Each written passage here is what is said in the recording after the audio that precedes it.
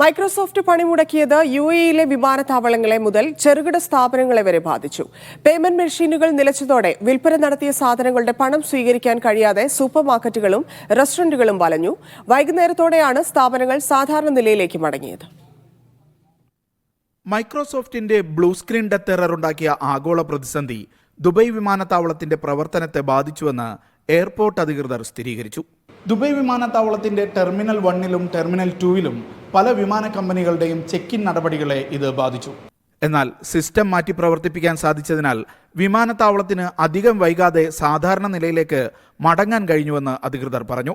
ലോകത്തിലെ പല വിമാനത്താവളങ്ങളുടെയും പ്രവർത്തനം അവതാളത്തിലായതിനാൽ വിമാനങ്ങൾ ഇനിയും വൈകാൻ സാധ്യതയുണ്ടെന്ന് ഇത്തിഹാദ് ഉൾപ്പെടെ വിമാന കമ്പനികൾ അറിയിച്ചു. പേയ്മെന്റ് മെഷീനുകൾ പണിമുടക്കിയതാണ് വ്യാപാര സ്ഥാപനങ്ങളെ പ്രതിസന്ധിയിലാക്കിയത്.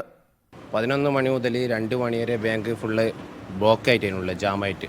അതുകൊണ്ട് സ്വൈപ്പിങ് കാര്യങ്ങളും ചെയ്തില്ല. പിന്നെ കൂടുതൽ ആൾക്കാർ കാർഡിലാണല്ലോ ഉപയോഗിക്കുന്നത്. ഈ ഒരു നമ്മളെല്ലാ ബ്രാഞ്ചിൽ നിന്ന് വിളികൾ വന്നിട്ടുണ്ട്. നമ്മൾ പറഞ്ഞ് ഈ സംഭവം എല്ലാ ബ്രാഞ്ചിലും ഉണ്ട്, നിങ്ങൾ മാത്രമല്ല എന്നാണ് പറഞ്ഞത്. ഇപ്പോൾ 2 മണി കഴിഞ്ഞതിന് ശേഷം സ്ലോലി അത് ക്ലിയറായി വന്നിട്ടുണ്ട്. ഇപ്പോൾ ഉദാഹരണത്തിന് ഞാനിപ്പോൾ ഇവിടെ ഉച്ചയ്ക്ക് ഹോട്ടലിൽ ഭക്ഷണം കഴിക്കാൻ പോയപ്പോൾ അവിടെ ആകെ പ്രശ്നമാണ്. അവിടെ എല്ലാവരും തന്നെ ഭക്ഷണം കഴിച്ച ശേഷമാണല്ലോ നമ്മൾ ക്യാഷ് കൊടുക്കാൻ പോകുന്നത്. അപ്പോൾ ക്യാഷ് കൊടുക്കാൻ പോകുമ്പോൾ അവിടെ പേയ്മെന്റ് മെഷീൻ കംപ്ലൈന്റ് ആണ്. കസ്റ്റമേഴ്സിന് ഇത് പറഞ്ഞാൽ പലർക്കും മനസ്സിലാവില്ല. ഇതും ആഗോള പ്രശ്നമാണ് എന്ന് പറഞ്ഞാൽ പോലും പലർക്കും മനസ്സിലാവില്ല. പല സർക്കാർ സ്ഥാപനങ്ങളുടെയും ഇടപാടുകളെ സാങ്കേതിക തകരാർ ബാധിച്ചു.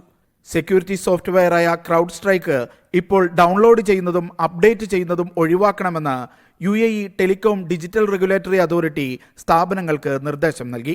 ഗൂഗിൾ ക്രോം ഉപയോഗിക്കുന്നവർ ഏറ്റവും പുതിയ വെർഷൻ അപ്ഡേറ്റ് ചെയ്ത് ഉപയോഗിക്കണമെന്ന് UAE സൈബർ സെക്യൂരിറ്റി കൗൺസിലും നിർദ്ദേശിച്ചു. വൈകുന്നേരത്തോടെയാണ് UAEയിലെ സ്ഥാപനങ്ങളുടെ പ്രവർത്തനം സാധാരണ നിലയിലേക്ക് മടങ്ങിയത്. യാസർ അറഫാത്തിനൊപ്പം ഷിനോ ഷംസുദ്ദീൻ, മീഡിയ 1, ദുബായ്.